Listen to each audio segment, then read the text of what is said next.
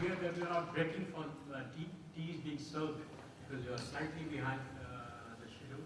So keep seated. He's the lead economist in the India Central Program, and as my own PhD advisor told me, he doesn't know anything that Dilip doesn't know. So we're going to hear about him talk about land reform in West Bengal, which he's been working on for some years now, and so I'll hand over to Dilip. Thank you. I think it's appropriate that Karthik is going to be speaking after me because I'm sure you are going to be lulled into a sense of boredom, and then Karthik will wake us all up. My talk is going to not be the presentation of a particular paper. I thought it would be more appropriate for me to talk more broadly about an issue that I have been working on for some time. I asked Ananda what I should speak on, and he consulted some people here, and I believe people were interested in hearing about land. And I thought instead of speaking on a particular paper, it would be more useful if I just provided an overview of a range of papers that I have been working on, and just kind of connecting the dots, as it were. So I apologize, I'm not going to be able to go into a lot of detail on any particular paper. And I'm trying to essentially distill from these papers some of the essential facts and perhaps policy implications. So some of the key questions that has motivated my work, what are the major determinants of growth of agricultural output and productivity? What are the determinants of changes in land inequality and landlessness? What role the state has played in these respects? And what kinds of new policy approaches are needed for the future? In the first 2 decades since independence, land reform was considered one of the main policy instruments, but very little has been achieved. And it has all but disappeared from the policy agenda today, except for the recent discussion of land acquisition policy. So in some sense, we have moved from a land reform which was never really carried out to a land acquisition policy which seems to be all messed up. So in some ways you could think of my talk as I'm trying to provide a sense of this transition.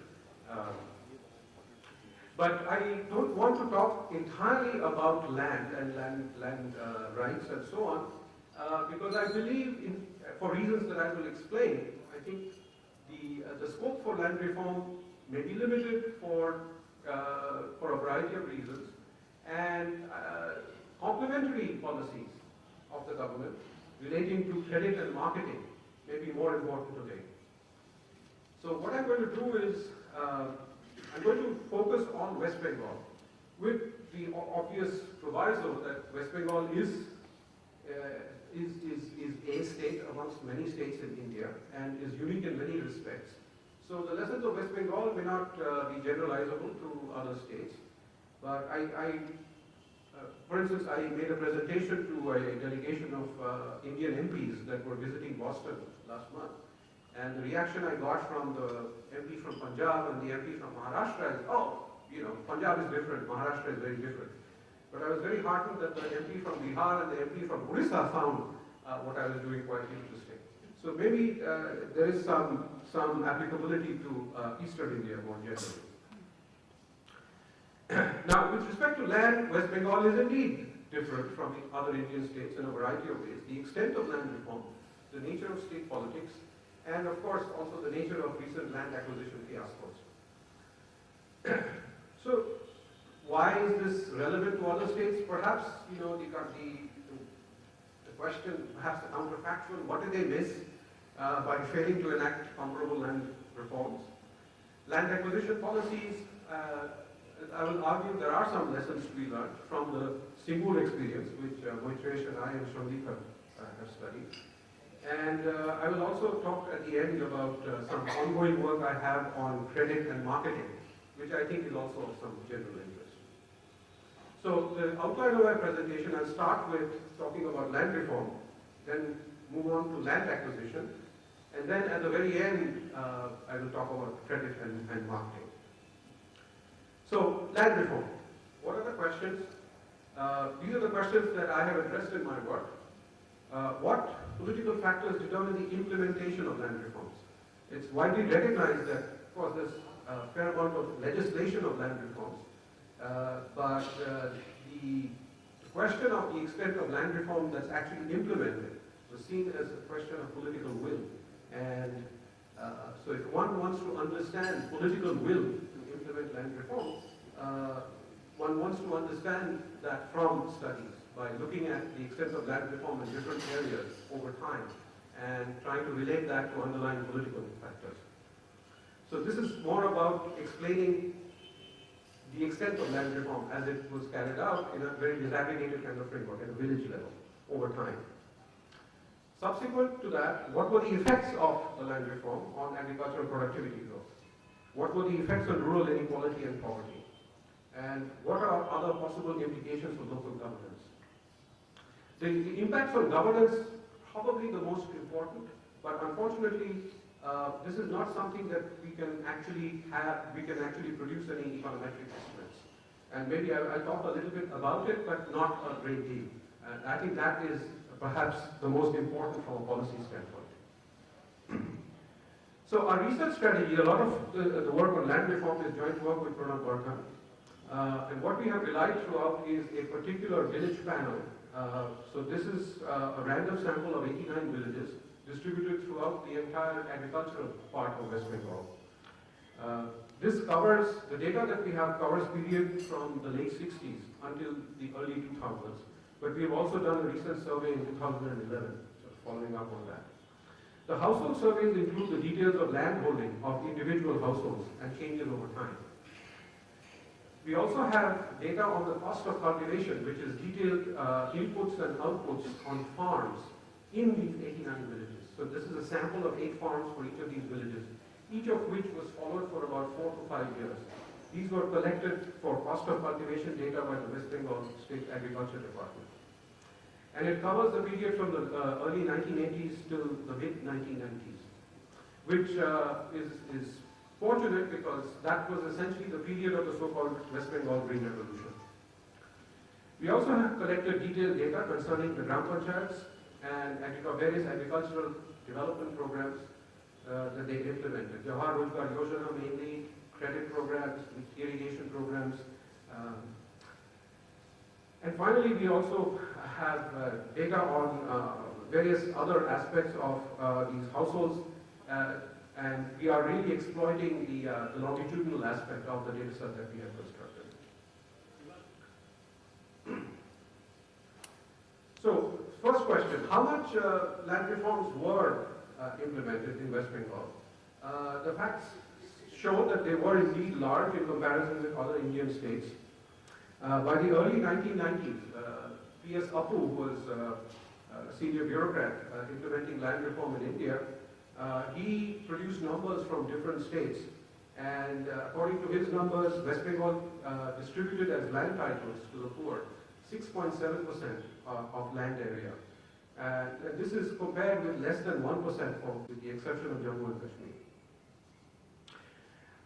It was also the only state to seriously implement a sharecropper registration program called Operation Varga, which for the registered tenants gave them a minimum share to either 50% or 75%, depending on whether or not the landlord was providing any inputs, and protected the registered tenants from eviction. And this most of the action in the land title distribution and the sharecropper registration program happened mainly during the 1980s. I should also mention, as I was revising one of these papers for a journal, I was asked about international comparisons. So I looked at the Brazilian land reform between the early 2000s and 2011. And it turns out that in terms of the number of people that benefited in West Bengal, it was 2.5 times the number in Brazil. It was 2.5 million households as against 1 million in Brazil. The amount of land area was much larger in Brazil. It was about 10 million hectares, about 1 million hectares in West Bengal. So this was a large program. Here is a table which gives you some idea. So I'm giving you the average across the villages in our sample. in 1978 and in 1998. And this is weighted by operational land areas. And all these are agricultural land, or cultivable land. I'm excluding homestead or other ponds and orchards and so forth.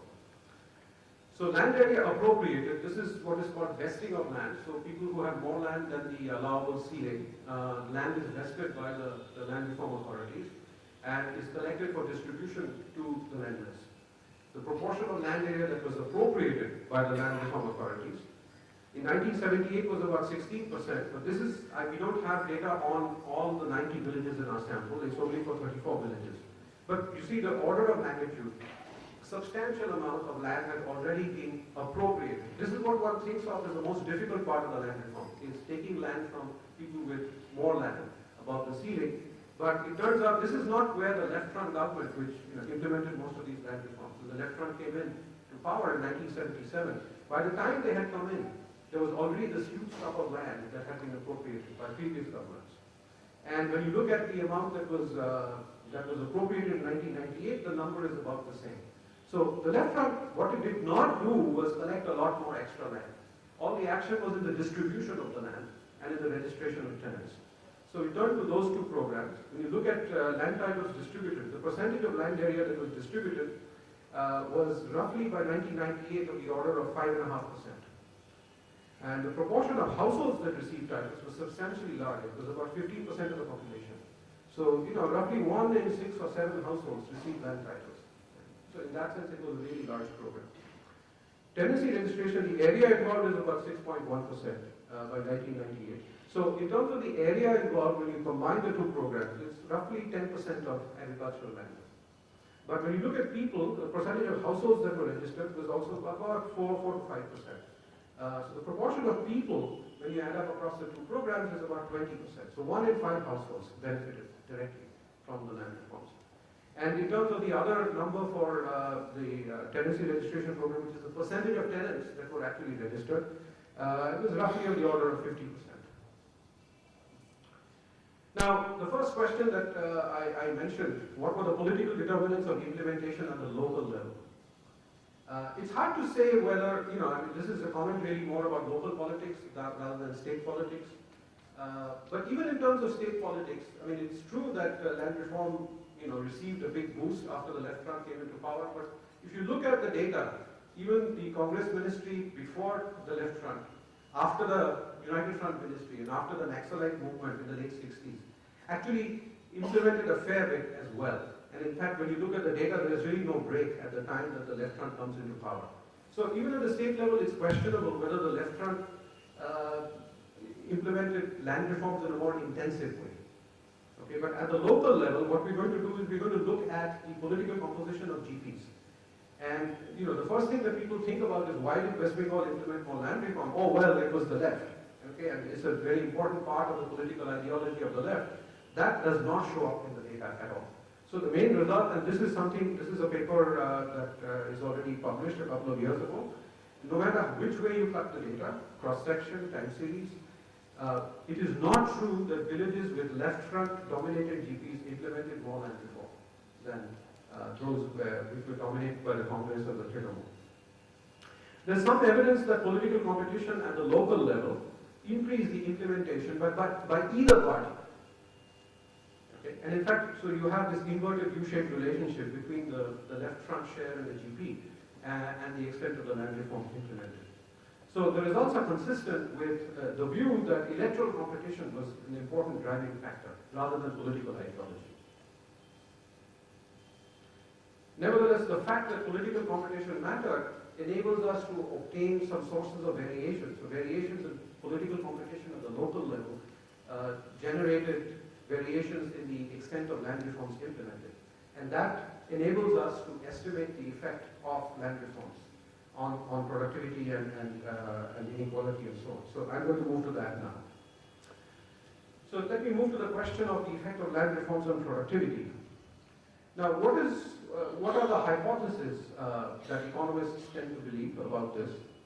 In general, with regard to any kind of property redistribution, economists tend to believe that redistribution lowers efficiency or productivity. However, the context of land reform is different. and there is a theoretical literature on this topic for the last 2 decades or so, which stresses that owing to a combination of imperfect credit markets and agency problems in land and rural labor markets, land reform may actually increase productivity because small farms tend to rely on family labor as against hired labor, whereas large farms have to either lease out their land, in which case sharecropping distortions are generated, or they use hired labor. And the agency problem with respect to hired labor may end up causing small farms to be more productive. But on the other hand, there may be benefits of economies of scale, better access to finance and technology for large farms. So it's not clear a priori whether land reform, which is basically distributing land from middle and large landowners to small landowners, which is basically lowering average land size, is going to increase or decrease productivity.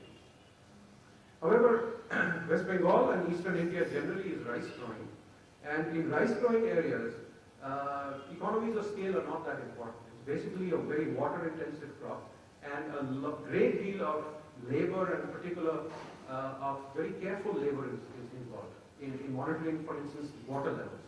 As it turns out, this was a period when there was implementation of high-yielding varieties of rice, which required a lot more water, but they were also more sensitive to the level of water. And so it required very careful monitoring of the water levels. And I've talked to families, households, small owner cultivator households that describe how when they owned land, even at 3 or 4 o'clock in the morning, if it was raining, somebody from the household would be sent to go and check the water level in the middle of the night. But with hired labor, of course, or if you're a very large landowner and you're relying on hired labor, it's not possible to do that. So anyway, empirical evidence is needed about the effect. Similarly, with respect to tenancy registration, so Moitresh has a paper with Abhijit Banerjee and Paul Gertler, which also explains how the effects are a priori ambiguous, because protecting the tenant from eviction may increase the incentives of the tenant. On the other hand, it reduces the ability of the landlord to punish the tenant for not producing enough. So, what are the empirical effects? What we find, the distribution of land titles had no significant effects on productivity, either at the individual farm level or at the village level.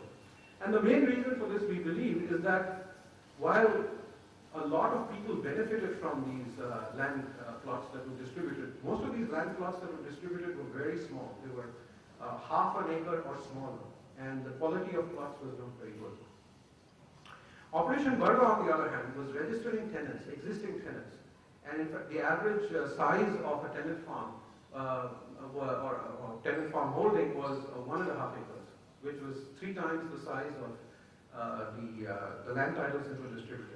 And in fact, we've estimated sort of the nature of returns to scale in West Bengal agriculture, and we find that plots below half an acre are almost uneconomical.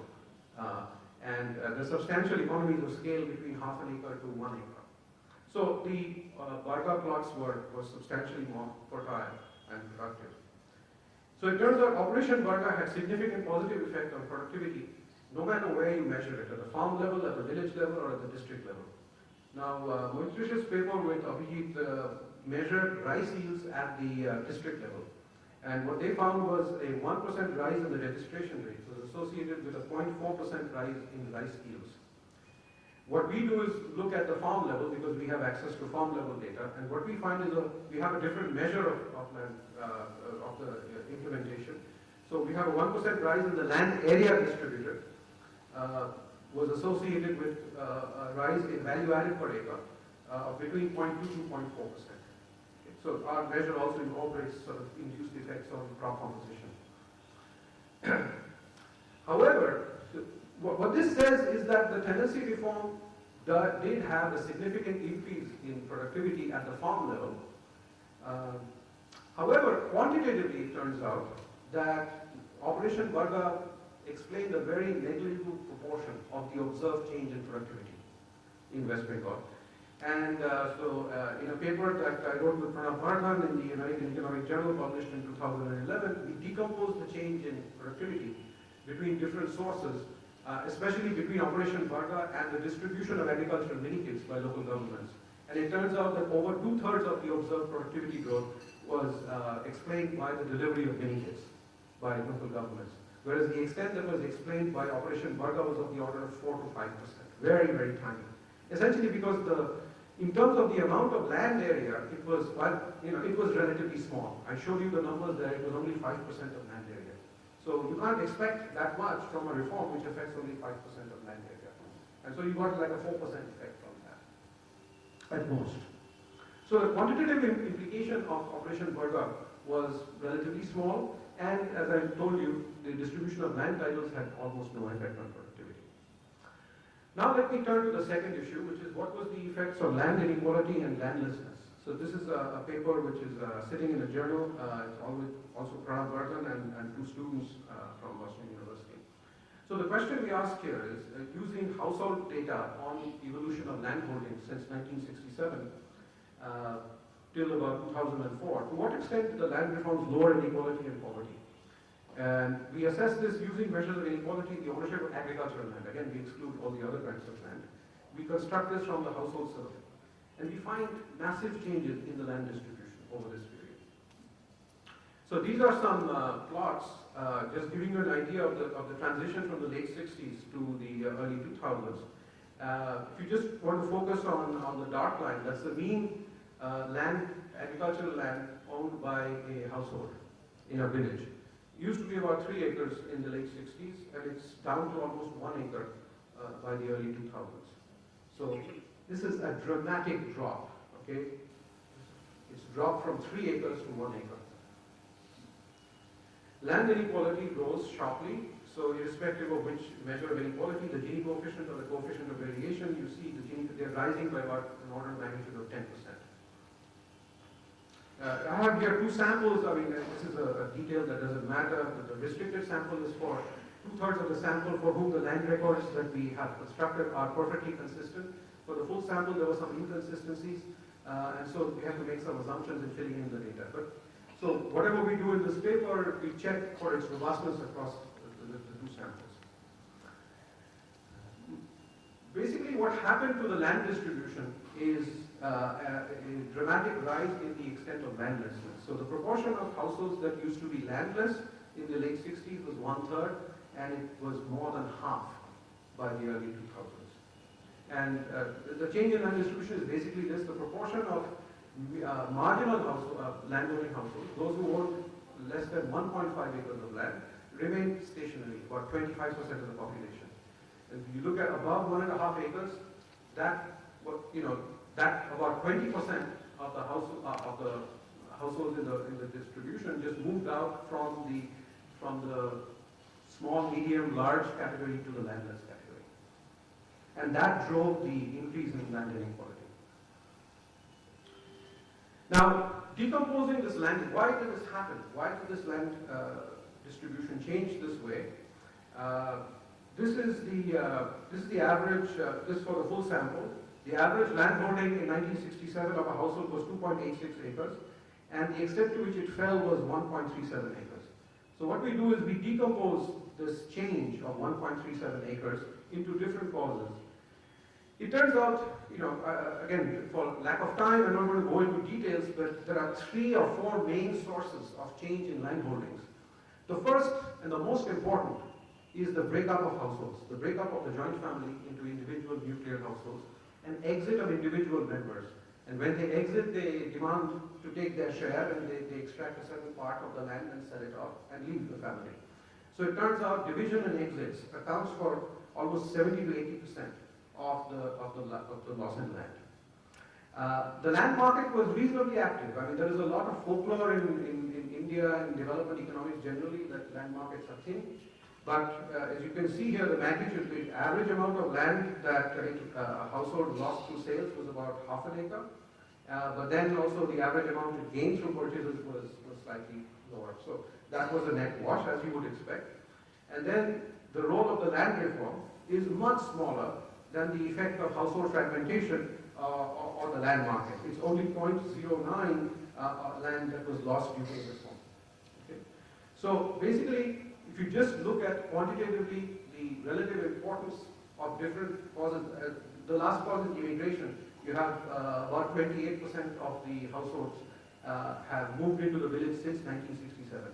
6% from Bangladesh. And of course, so that increases the mass of landless households, and that also sort of causes a reduction in the amount of land per household, because as those households come in, they tend to buy land over time.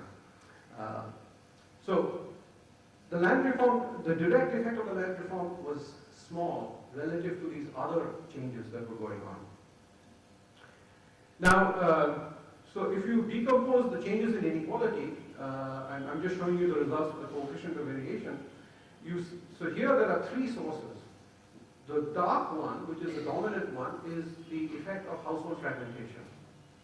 And the other two are the effects of the land market and the effect of the land reform. So the land market was on average equalizing. Basically, large landowners sold off their land to small or landless people on average. So that reduced inequality. Okay, there's also a lot of debate about whether the land market is equalizing or disequalizing, but at least in West Bengal over this period, it's clearly equalizing. And the third source is land reform. So both the land reform reduced inequality directly, and mainly this happened mainly through the distribution of land titles to the landless. But they were more than offset by the household fragmentation and the migration process. Now, the concern with these direct decompositions may be that the effects, when you look at things like the land market, when you look at household breakup and so on, some of that may have been indirectly induced by the threat of land reform. So you have to think about, there are lots and lots of stories about how large landowning families try to circumvent the land reform regulations by subdividing. So some of these subdivisions may have been induced indirectly by the land reform. So the research exercise here was to try and understand the extent to which the land reform may have indirectly induced land market transactions or the breakup of households.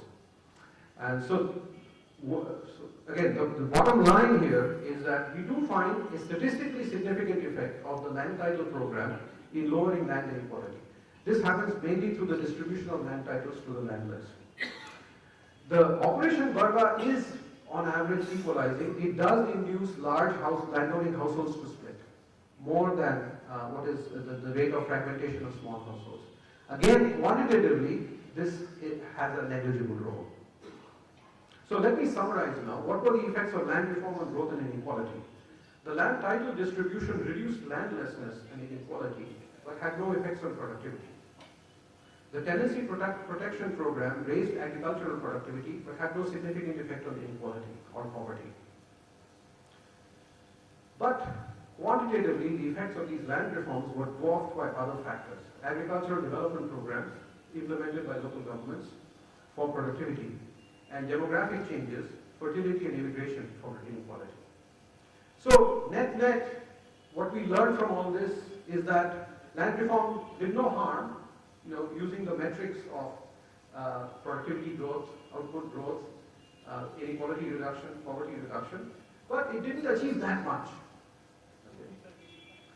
Now, I also mentioned, for lack of time, I can't go into this issue about how important the panchayats were in the agricultural development, as well as the change in agrarian relations within West Bengal. And a lot of people have argued, there are a lot of anthropologists who have done many case studies and so on, that suggest that the land reform, the most important effect of the land reform, was to break the political power of landlords and create a middle peasantry. And so these local governments were not subject to a great deal of elite capture. And so it is, again, I don't have time here to present the results. It is remarkable how little leakage there was in the distribution of various agricultural development programs that the local governments implemented. And a substantial, in fact, the poor got more than their demographic weight. You look at the distribution of credit, you look at employment, and you look at the distribution of irrigation benefits, and so on. So a disproportionate part of these benefits did indeed flow to the poor.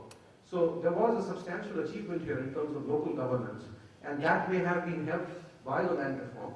However, it is not possible for us to econometrically quantify that effect. Let me now move to the second topic. How am I doing for time? Okay, all right. Let me at least, I think I should be able to talk about land acquisition in 10 minutes, but I may not have time for the last two things that I intended to, but let's see. So from land reform to land acquisition, why? Basically, the scope for land reform had been exhausted by the early 90s. And you see, land reform still goes on in West Bengal, but basically the left front by its own admission was not successful in appropriating more land from people with above ceiling land. As it is, it turns out there's a very, very negligible proportion of households that own land in excess of the ceiling, for all the reasons that I just described. They've sold it, they've fragmented themselves, and so forth. So the scope, the extent of tenancy, which is something that Moitresh and I, we often disagree about, the extent of tenancy. But by all measures, I think he believes maybe when you consider hidden tenancy, it may be of the order of 15% of land area. But according to the NSS, agricultural census, and all our surveys, it's well below 10%. So the scope, and most of them are registered. I mean, the registration rate now is about 3/4. So there isn't that much scope for any more land reform in West Bengal. I already told you about the substantial fall in the land per household and the land per capita. As it turns out, household size fell slightly from a median of about 5.5 members to 4.5 members. So that was substantially smaller than the amount of land that was owned by the household. So even land per capita terms fell substantially. The consequence is, if you go to West Bengal villages now, most rural households cannot rely on agriculture anymore for their livelihood. 56% of the households are landless. And for the landless, agriculture is no longer a source of livelihood. But even for those people for whom agriculture is a source of livelihood, they have to supplement their income from agriculture with income from other sources. Moreover, the rising education and aspirations of the young people these days no longer want to toil in the hot sun like their fathers. So there is a tremendous demand for non-agricultural sources of income and employment.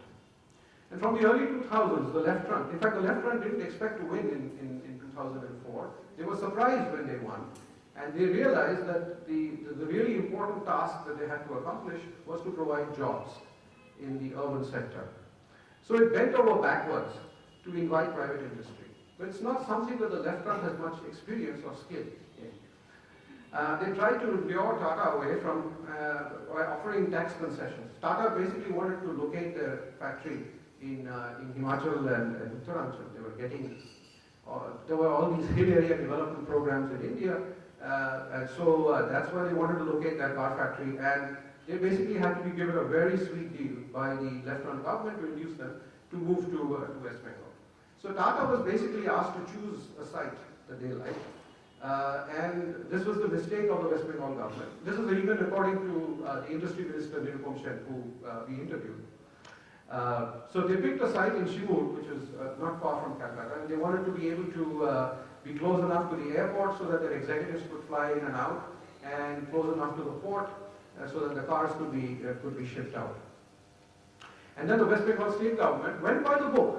It used its power of eminent domain using the 1894 Land Acquisition Act and acquired 1,000 acres of land, which was prime agricultural land in one of the most fertile parts of the country and one of the most densely populated parts of the country.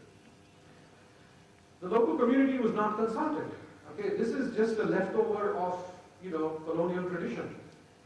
The British, when they wanted to acquire land, just went ahead and acquired it. What is the point of consulting with local communities? And there is legislation on the books, and the West Bengal government did the same.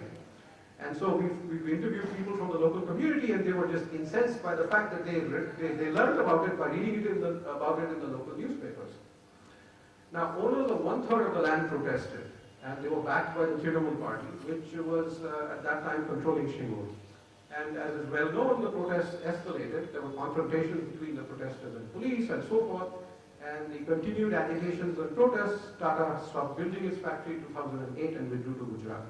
And as we all know, the left front lost its majority in the state assembly the first time in 35 years. Now, in trying to understand this fiasco, so this is work that I've done with Moitresh and Sandeep, who's here somewhere.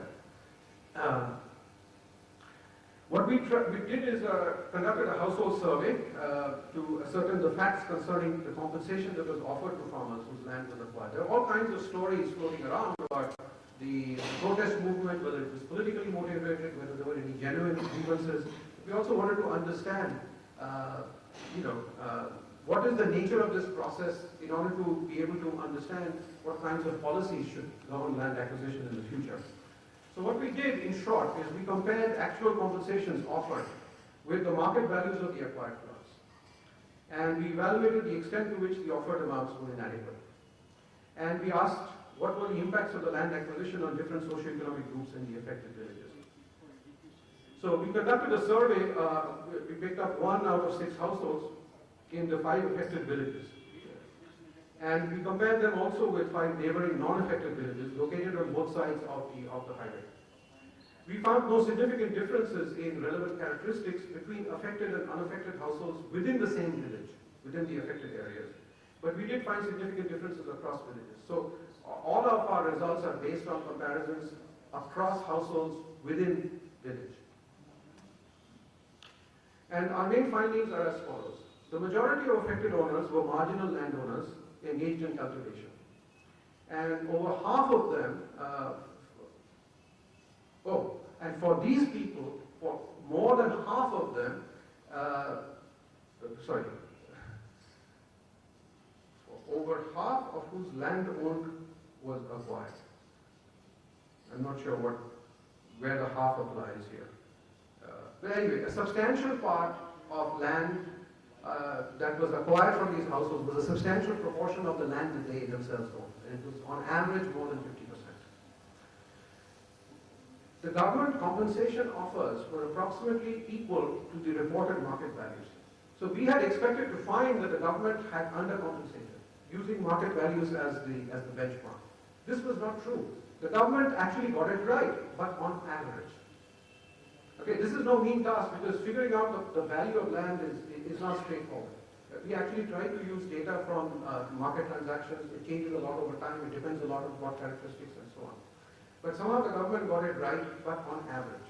And we found no evidence of any kind of corruption in the compensation process. However, the problem was the following. The substantial heterogeneity in the characteristics of plots. And the land records, which date back to the 1940s, are unable to distinguish the relevant characteristics, in particular the irrigation status of the land. I'm done? I can answer. With the substantial investment. So they ought to be compensated at the rate applicable to irrigated plots. But according to the land records, those plots are unirrigated. Okay, and therefore the government went by the book and they were compensated at the rate for unirrigated plots, as a result of which they were substantially undercompensated. It turns out the government offered a 30% solution. So for those people for whose plots were not misclassified, they actually got more than the market value. And on average, it kind of washed out. But then you had, as a result of this heterogeneity, about 1/3 of the households who were significantly undercompensated because of problems with the land records. Now, it is also a question about the extent to which it affected their livelihoods, and we find that incomes and durable consumption of the affected owners and tenants grew slower in the subsequent 5 years compared with unaffected owners and tenants. There were significant effects also on the tenants. The tenants were compensated at 25% at the rate at which the landowners were compensated. But remember, Operation Durgapu, the majority of tenants are registered and they're supposed to get 75% of the value of the land. So they ought to have been compensated at 75%, but they were actually offered 25%. So they were also substantially undercompensated. The third group of people that were affected were workers, agricultural workers who worked on the plots that were acquired. And we find that the earnings of affected agricultural workers, defined to be workers who worked on acquired plots, fell faster, the difference is really quite big, it's of the order of 25%. Whereas non-agricultural works actually benefited because there was construction work going on with the factory. So non-agricultural workers benefited, whereas agricultural workers lost work. The agricultural workers comprised about 25% of the population. So now you add up the numbers, you add up the 1/3 of the landowners, you add up the tenants, and then you add up the agricultural workers, and you have more than 50% of the population in the village. So it's no wonder you have significant protests. So according to us, there's certainly substantial economic hardship that would justify a significant protest movement. Moreover, there was a problem with the process. People we interviewed repeatedly emphasized, this top-down process where the government did not see fit to consult and negotiate with the local community. It was a serious problem. So what are the implications for future land acquisition policy? Moitesh and I have done some theoretical work on the question of what the compensation ought to be on theoretical grounds, and we provide arguments for why the market value of compensation is inadequate. The optimal compensation always exceeds the market value. And I don't have time to go into those details. It doesn't matter what your criterion is, efficiency, equity, or political sustainability. So if that were the case, if the economically optimal compensations were to be offered, the local community should welcome the acquisition. So on the other hand, what makes compensation tricky is the heterogeneity of land, as well as the heterogeneity of the people, and the poor quality of the land records. Now, it's clear that, again, for the arguments that I just explained, appropriate compensation should exceed the market value of land. So the problem with this is, how does one ascertain the market value of the acquired plots? And how much higher should the compensation be? Now, land is not just a source of income. As we all know, land is a source of status, land is a source of security. There are all kinds of motives. Land can act as collateral for loans. So again, for those reasons, the market value of land is only a lower bound. It's, the actual valuation of land for lots of poor people is substantially higher than the market value of land. And that's precisely why they haven't sold their land. They've held on to their land for a long time. But the problem is, how much higher should the compensations be? And that depends on all kinds of detailed characteristics of the people involved and the plots involved. Now, what does the land acquisition bill in Parliament do? It's setting that compensation, the required compensation, at an it's picked a number out of thin air. It's got to be 4 times the market value. Now, if you think back, in the Shigur case, when they offered at exactly the market value, 2/3 of the affected owners agreed. It was only 1/3. And that was because of a misclassification of land records. So perhaps, if they had got the classification of the land right, and if they had somehow managed to elicit the valuations of land from the concerned owners, the Tata factory might have been functioning today. So the key trade-off in policy design here is, if you set the compensation too high to satisfy the farmers, then you may actually kill the industrialization program, which is essential ultimately because, as I explained, agriculture is no longer a sufficient source of livelihood for these communities. So the economist solution, and Moitesh and Poikit have written a nice paper in the EPW, and it's something that we're trying to build on now, is the idea of trying to elicit the household's willingness to give up their land by conducting land auctions. And this would be a voluntary bottom-up process instead of a top-down arbitrary process. We are thinking of extending it to a multi-stage auction. Given the lack of time, this was the proposal of a multi-stage auction, but I don't have time for that. So I think these auction-based methods of land acquisition should be considered for the reasons that I explained, but that is not enough. Additional consideration needs to be devoted to the effect of acquisition on tenants and agricultural workers. And one other factor that we found in our surveys, the form of compensation matters. Cash compensation, a lot of people are very uncomfortable with being paid off in the form of cash. And we actually asked them what form of compensation they prefer. There's also a lot of heterogeneity in this respect. Some people would like land elsewhere, some people would like pensions, some people would like shares in the industry, some people would like a shop on the factory premises, some people would like some training, and so on. So one could sort of construct a menu of different kinds of options that households could be offered. And in fact, the land acquisition bill does have some elements of this, but it could go further in this respect. So since I'm out of time, I won't talk about my third and fourth themes. I'll stop here. Thank you.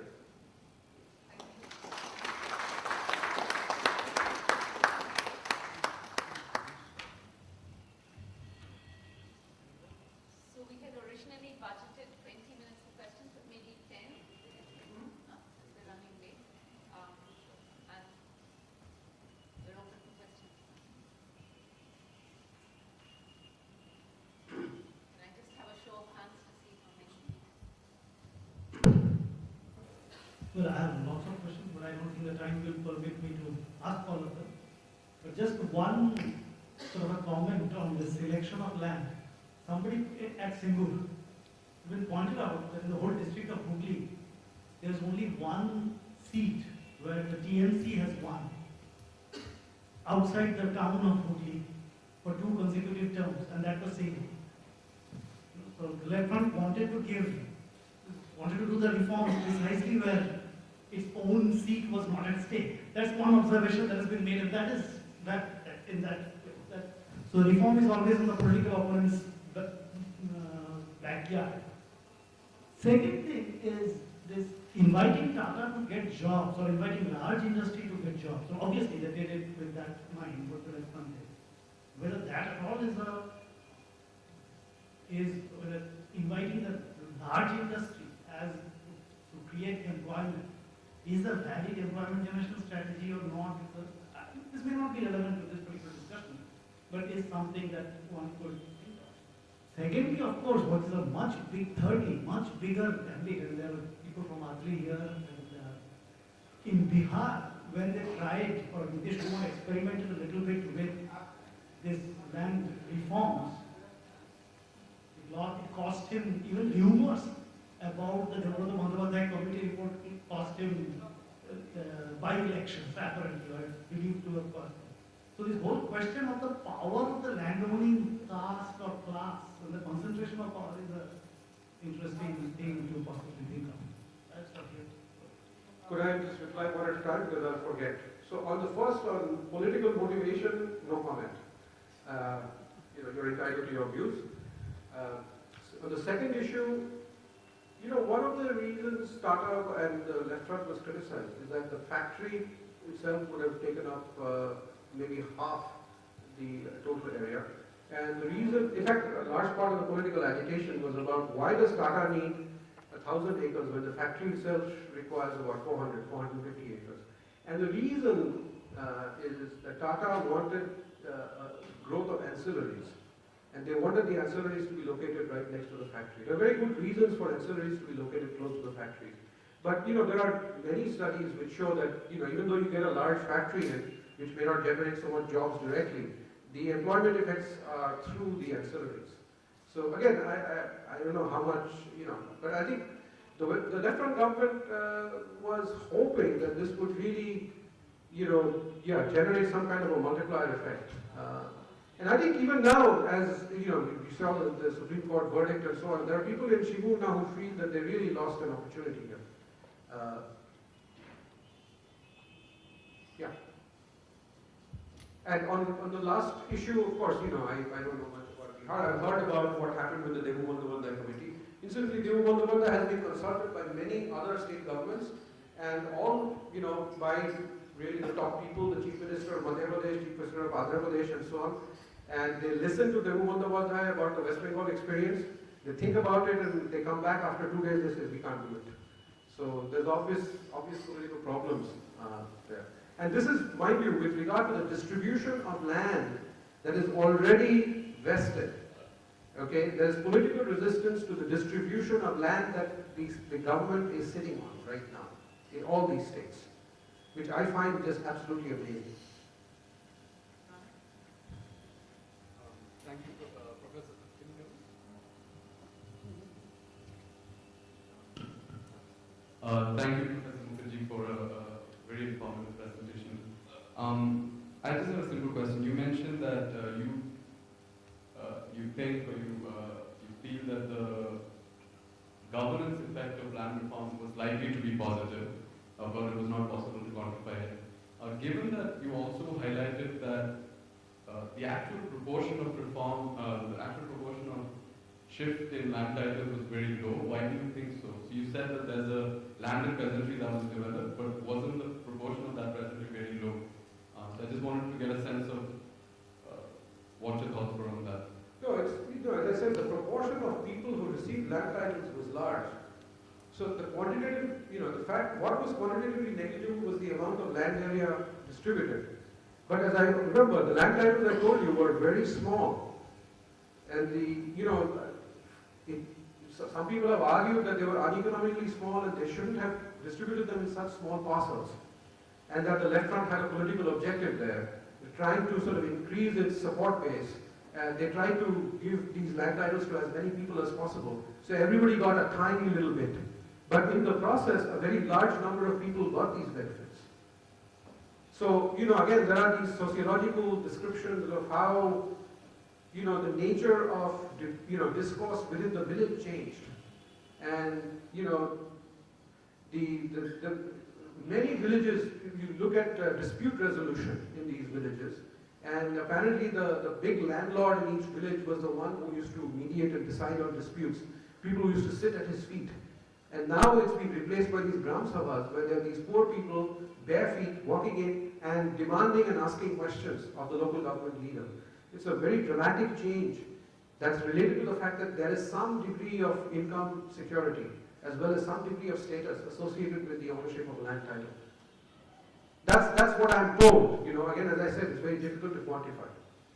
I'm just following up on this because I just find it, I just want to really understand how really tiny amounts of land people are going to change at the future. They're still the same people, they've been living there for a very long time together. So I'm just trying to understand from the economist perspective how these marginal changes in land ownership are going to change governance.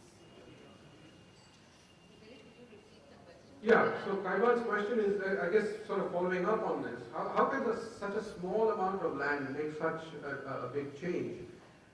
I think that is a very important research question. It's cropping up not just here, but everywhere.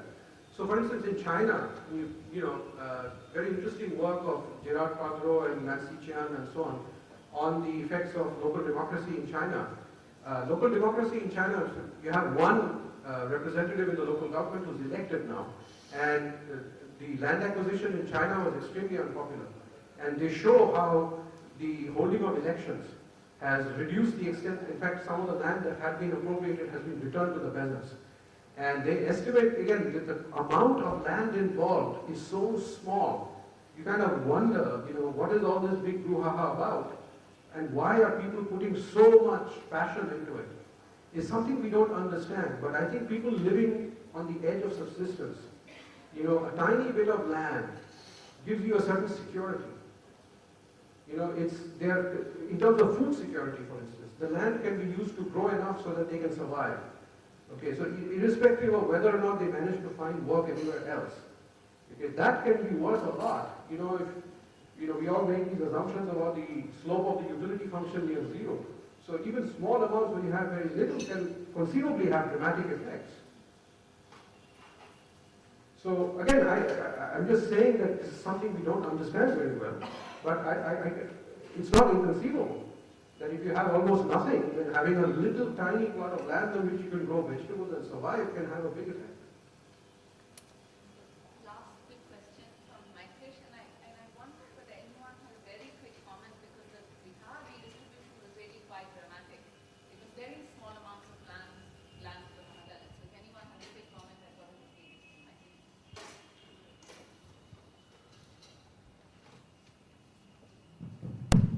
Yeah, it's more really reaction to some of the other comments, and I just want to follow up on Dilip's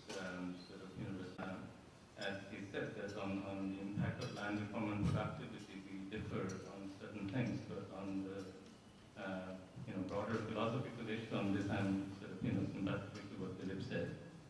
So essentially, one way to look at it is that, as Dilip basically gave one side of the coin, is lots of stakeholding was created. People who were nobodies become somebody, and for that, you don't necessarily need big amounts involved. But the flip side of that coin is, for elite dominance, put it differently. Think about the number of really powerful people in a village. You count them up and divide them by the whole population. That's a tiny number, right? So you don't have to have so therefore to the extent, the flip side of the coin was these people's powers were curbed. So earlier, even though quantitatively they did not occupy, say, 50% of the land, but they were the big guys, that could be a complementary channel where basically their status and the power was curbed. And that led to some of the changes in social norms in the village, dispute resolution and others. let me add to that. I think here the politics of the left was important. I think the decline in the power of the landed elites, I think leftist ideology had a lot to it because they were the class enemy. So I think this, quite apart from the food security, the somebody versus nobody kind of effects, which may be small in a quantitative sense. I think at the same time you've got a party, a top-down party, which is using that to mobilize people and make sure that the landlords, which were the backbone of the previous Congress party, were sort of decimated politically. It's the combination of what was happening. It was kind of the interrelationship between a party that now controlled law and order, that controlled now the Land Records Office, and that controlled the distribution of credit and fertilizers and so on through these local governments. And after all, the left was very interested in creating this support base for itself. This was exactly why we have a sequence of papers on the politics of support for the left. And in fact, we find, here's a fact, 50% of voters in rural West Bengal voted for the left in the same way over 35 years. So if you get, even a little bit from a party that professes to be for you, it also gives you credit at the same time, gives you fertilizers at the same time, and calls those landlords, the class enemy, you're going to vote for them.